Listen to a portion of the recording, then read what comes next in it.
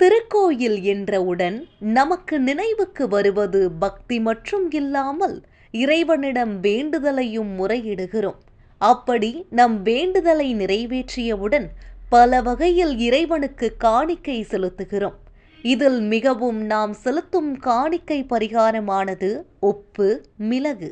இதன் மூலம் நமக்கு கிடைக்கும் பலன்கள் என்ன, எப்படி, எங்கே செலுத்துவது, விரிவாக பார்க்கலாம்.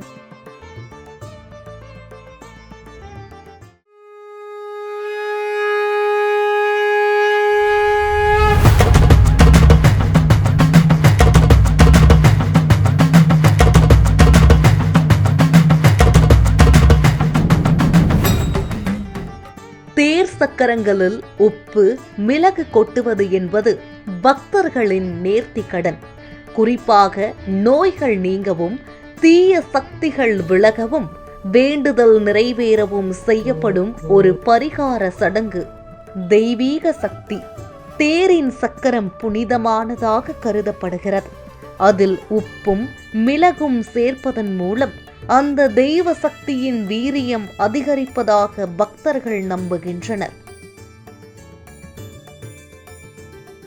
உப்பு, மிளகு ஆகியவை தீயவற்றை விலக்கும் சக்தி கொண்டவை என நம்பப்படுகிறது.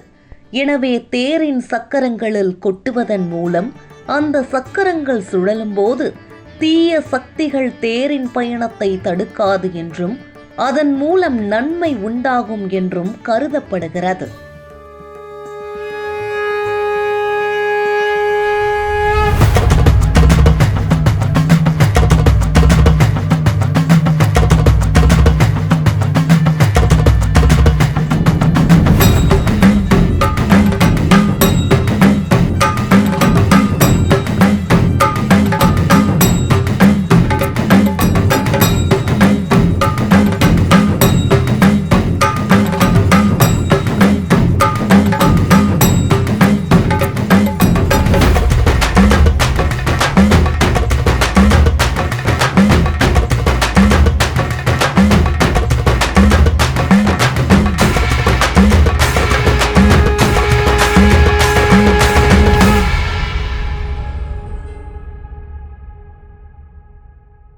ஆனந்த ராகமாய் ஓர் ஆன்மீக பயணம்.